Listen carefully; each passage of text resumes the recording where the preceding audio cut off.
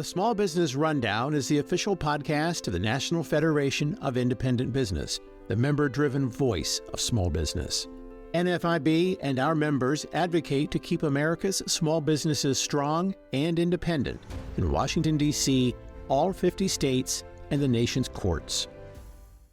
Welcome to the Small Business Rundown, your inside source for small business news and analysis in Washington, D.C. and in state capitals. I'm Adam Temple, NFIB Senior Vice President of Advocacy. Today, we're talking about energy and how decisions made by lawmakers on the issue impact small businesses.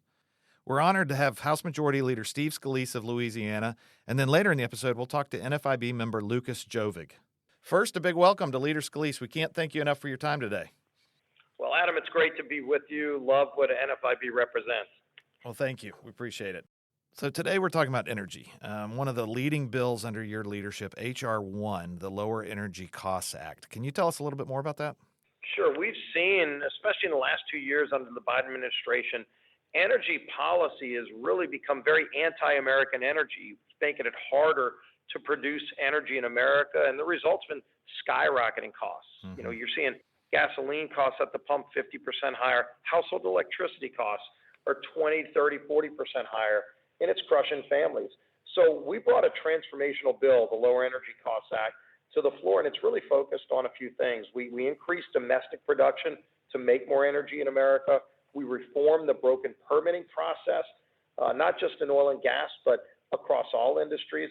We revised Biden's anti-American energy policies, and then we streamlined energy infrastructure and exports so that we can put shot clocks on federal agencies, get quicker answers so that we can build more pipelines and other things. And all that leads to increased production and lower prices for families. Right. Interesting. So in terms of the day-to-day impact on small businesses and their communities, you mentioned the bureaucratic permitting process. What are some of the projects that you're aware of that were delayed or maybe even canceled due to this process? Yeah, unfortunately, we've seen so many projects delayed. The first one is probably one of the most famous examples. On the very first day Joe Biden took office, he killed the Keystone Pipeline. Right.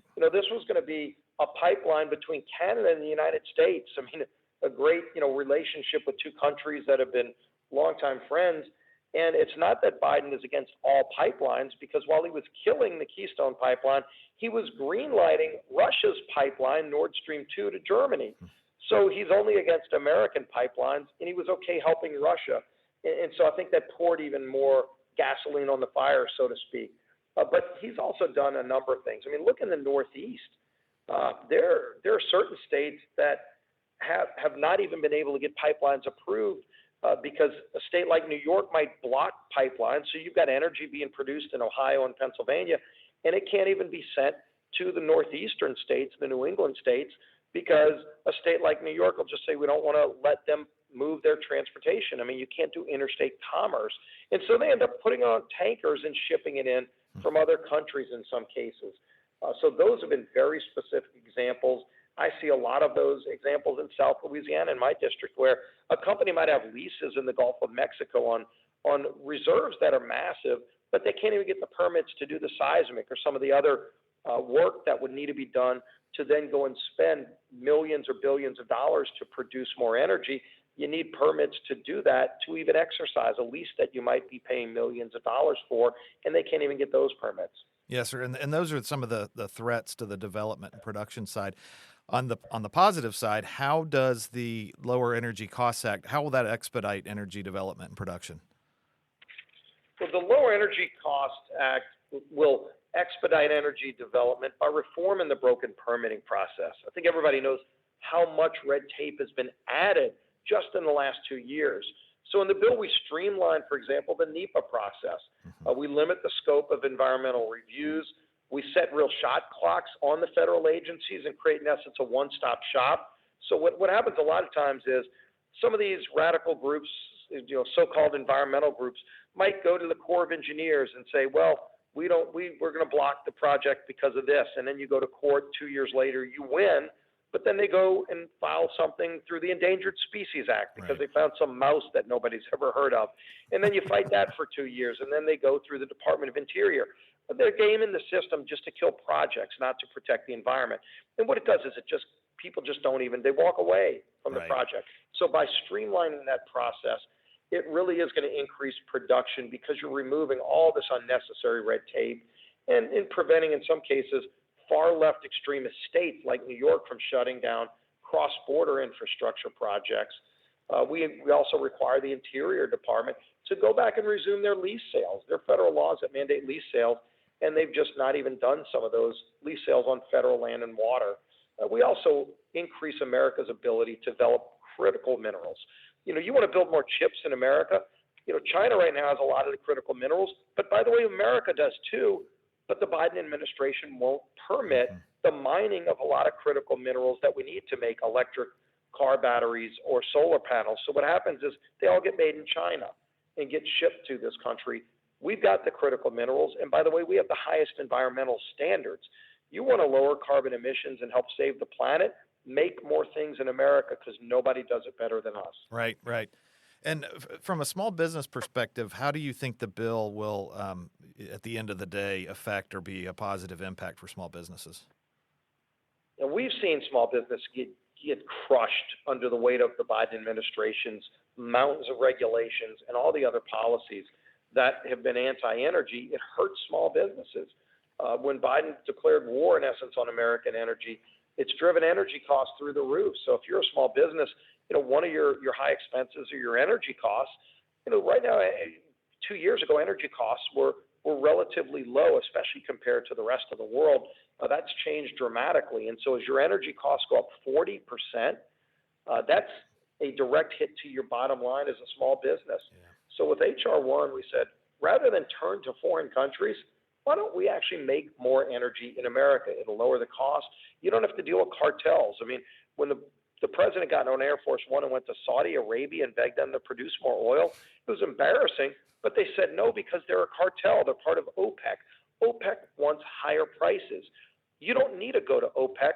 We have it here in America. If you open up American energy, we're a free market economy. We'll actually produce, and the costs will go down and be lowered for small businesses.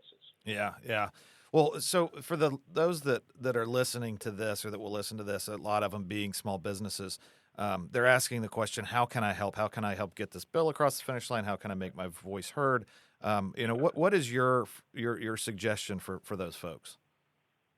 Well, Adam, this is a really important question for all the NFIB members, because you probably you're worried about running your business every day. You're probably angry when you see what Washington is doing, but you're saying sometimes, okay, what can I do as a small business? Well, number one, you got a great loud voice in NFIB, but you as an individual small business, have a member of Congress. Call your member of Congress and share the stories. A lot of you may know your members of Congress personally. If it helps me so much when my small business owners talk to me about, hey, this agency did this to me, and because of it, I wasn't able to go and expand my shop. I wasn't able to hire 32 more people. Those specific stories are powerful, not only to you, but to me, because when I'm then interviewing a cabinet secretary in a hearing and they're under oath, and sometimes they might be, kind of straightforward back and forth. Sometimes they're very confrontational. If a cabinet secretary is doing things that are crushing small businesses, the more anecdotal stories I'm able to share, that the more it helps me to push them back from doing all the destructive things they're doing to small businesses. So sharing those stories is critical. It is critical. And as an aside, we'll include a link in today's show notes that makes it easier for small business owners or supporters of small business owners to send a message to their member of Congress. As we get ready to wrap up our conversation here, I know you've got plenty of other things to do, and again, we appreciate you joining us. Just thinking about your experience working with us with NFIB over the years, if I may ask, can you speak to the role that NFIB has on behalf of small businesses here in Washington? Yeah, NFIB is so important to me. I mean, I've got great relationships with the small businesses in my district in so many different industries. In a lot of ways, the small businesses that I hear from are very, very active in the community, but they're also on the front lines of finding out bad things that are happening from Washington. I don't always find out some rule or regulation or a way it's being implemented adversely because I'm told about it by a bureaucrat. It's usually the small business owner that calls and goes, do you know what the the Department of Interior is doing to me, or EPA or OSHA started harassing us. When I'm able to hear those stories, it makes it real where I can then go and fight. And a lot of times, as I share that with other colleagues, they talk to their small business owners too. In many cases, we find out it's the same problem in other states, but everybody doesn't know about it because they're not sharing those stories. So when a small business owner is reaching out to their small business, their member of Congress, it really does have a ripple effect where all of a sudden other people around the country hear about it, and then we can take action and go try to fix it. So I know y'all deal with red tape every day. It drives people nuts. But there's these unelected bureaucrats in Washington that just live in a bubble. Many of them never worked a day in their life in the real world, and they're detached from reality. And small business owners working with NFIB bring that reality to the rules and regulations that come out of Washington, so we can go confront them with the things they're doing that are making life harder on you to actually go and create jobs and make this great country better. That's great to hear. Not that they're having problems, but that they're doing something about it, and we appreciate what you're doing about it. Just as we conclude, do you have any closing thoughts you'd want to share with our listeners? Look, we've been working really hard in this new majority to try to address a lot of the problems that are holding our economy back, and small businesses are on the front lines of it. Continue to share your stories with your members of Congress. It is invaluable to me when I hear those stories from my local small businesses. But then, especially now that we're in the majority, I can actually go take action. I can bring bills. I can file a bill to address a problem. I can bring a federal agency into a committee hearing and confront them on things that they're doing and the real world impact it's having that are hurting real people back home. So you help bring really bad policy to life. You have to live it every day. If you share it with us, we can actually go fight and try to change it in Washington. And I appreciate that relationship more than you can imagine. Well, we appreciate it as well. I think that's a good place to button this up. House Majority Leader Steve Scalise, you've given us a lot of context on H.R. 1, what small businesses can do about it. It's really excellent, and we appreciate you taking the time to provide this information and give us this. So thank you again for joining us. Thanks a lot, Adam. Appreciate what you and NFIB do to help make our economy work. Thank you. Have a wonderful day. Now I'd like to introduce NFIB member Lucas Gjovig.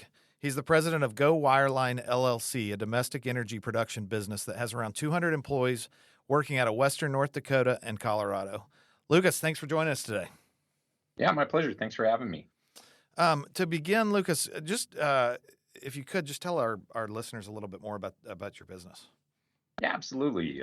Go Wireline is an energy service company. So we play an important part in the domestic energy production process. So we work on oil and gas wells, but also everything from like helium wells, water wells, even carbon sequestration wells. And what we have is we have trucks that are called wireline trucks with miles-long spools of cable on them. And we also have pressure pumping units, which have several thousand horsepower, which are used to inject water down into wells for a variety of reasons. But the wireline trucks hoist tools inside of wells, and through that, we accomplish a wide variety of tasks.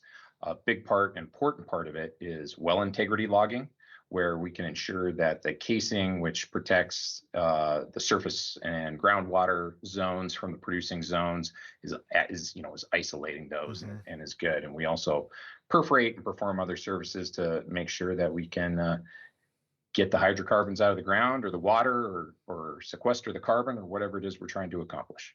Awesome. That's great. And how'd you get into that business? I'm just curious. It's a great question. So it's a family business. My father was in the business starting back in the 1980s. He and a longtime business partner had a company, and they had sold it in the mid 2000s, and were still working with a group of guys. And in about 2011, they were talking about wanting to start over. And I had left. I graduated high school in 1999, and in North Dakota in 1999, it was about the worst time to enter the oil and gas business. So I drew a 1,000-mile circle around North Dakota, and I went about as far away as I could to get away from it. But things had gotten really good, and so the opportunity of starting a business was really appealing to me. I was practicing law as a litigator in Las Vegas, and so 9 of us started this business in 2011, and we've been rocking and rolling ever since. That's a great story. You mentioned a lot of the kind of what you do and how you do it. Have you had projects that were delayed or canceled postponed due to the permitting and environmental review process? That's a great question. Right now, I would say not necessarily. We're probably not as transparent to us, and so our customers who are going through that permitting process, and I know that there's some forward momentum on it. Like, let's say they have like a 3 to 5 year window of things they permitted to get done. Where we run into issues at times are environmental control issues, where let's say we're working in an area and we have a deadline to work because of a breeding season or a water rights issue that has impacted us. But about, I'd say, roughly 10% of onshore work is on federal lands. Mhm. And, if we restrict permitting on federal lands and we take 10% of the wells out of production, or, future wells out, it's going to have a huge impact. Yeah, yeah. And you were in Washington, D.C. recently. I was invited by Representative Wesley Hunt out of Texas to come before a subcommittee of the House Committee on Small Business. And so it was the Subcommittee on Rural Development, Energy, and Supply Chain. And they held a hearing highlighting the role of small businesses in domestic energy production. And so I was really grateful for the opportunity to come and tell my story there. Right. That's great. We appreciate you taking the time out of your business. I know you're running a business. You don't have a lot of time, so it's a sacrifice to do that, but it's important. One of the things we talked about earlier with House Majority Leader Steve Scalise is H.R. 1, the Lower Energy Costs Act. From your perspective, how is that bill important for small businesses? I think there's a large aspect of it. Small businesses are the backbone of the oil and gas business and the energy business across, from pulling energy out of the ground, whether it's coal or hydrocarbons or renewables, and putting it into transmission. And what we're talking about, I think that is really key, is permitting reform, not just in permitting new projects, which includes renewables, by the way. When there were 4 Democrats that voted in favor of H.R. 1, and one of them, it was Ranking Member Glusenkamp Perez from the subcommittee that I testified before. When she voted yes for it, her primary reason that she released was permitting reform. And, one of the other large issues that we have in this country right now is we need to get energy places where people need it. And we need pipelines to accomplish that. Mm-hmm. The largest importers of hydrocarbons right now are the West and East Coast in the United States. And it's because we can't get pipelines built over to them to, get the energy where it needs to be. And a lot of it is people in those areas, or I'd say one party doesn't really want it there. And I think this is a bipartisan issue. Right. Because if you really truly are worried about the environment, we want the cleanest source of energy we can get to create electricity right now. It's not a future thing. We needed to be working on it right now. Yeah, yeah. And obviously there's an associated paperwork cost or burden anytime you're dealing with the permitting process. What's your experience been like? What's your paperwork burden like? Paperwork burden, I know, for our customers can be pretty significant, and especially there's a wide gap between federal lands and state permitting. And so if you're going on private land doing state permitting, the process can be pretty streamlined. I know in North Dakota there's been some challenges because the state permitting offices had trouble keeping up with labor because hiring is really challenging. Yeah. But from what I've heard of, what it used to be that a federal permit would take 6 months and a state permit could maybe take a couple of weeks. And now there's zero visibility in the length of time of the federal permit. Wow, that's incredible. What? Just shifting gears a little bit, going back to your time here on the Hill testifying before Congress. What, for those listening that are wondering, what can I do? How can I help get bills like this across the finish line? What would you say to them about why it's important to engage with their members of Congress?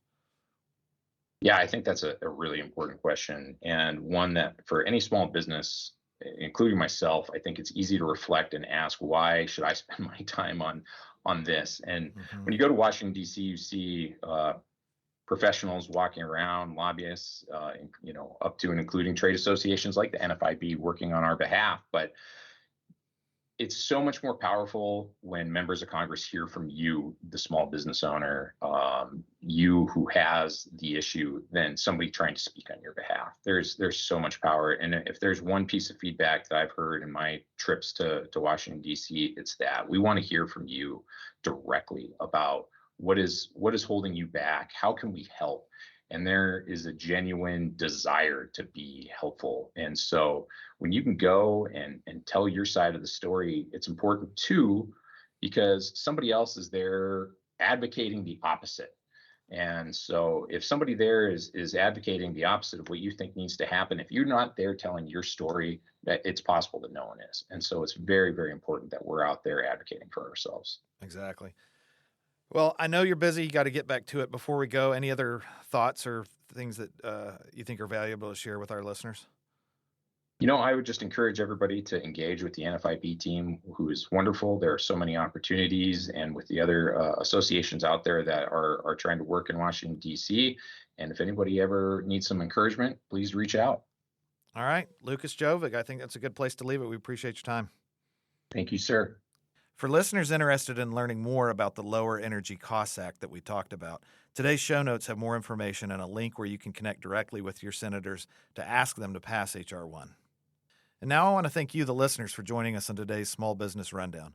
We'll be back every 2 weeks bringing you small business news and analysis from Washington, D.C. and state capitals so that you, whether you're a business owner or a supporter of one, can continue to blaze a trail.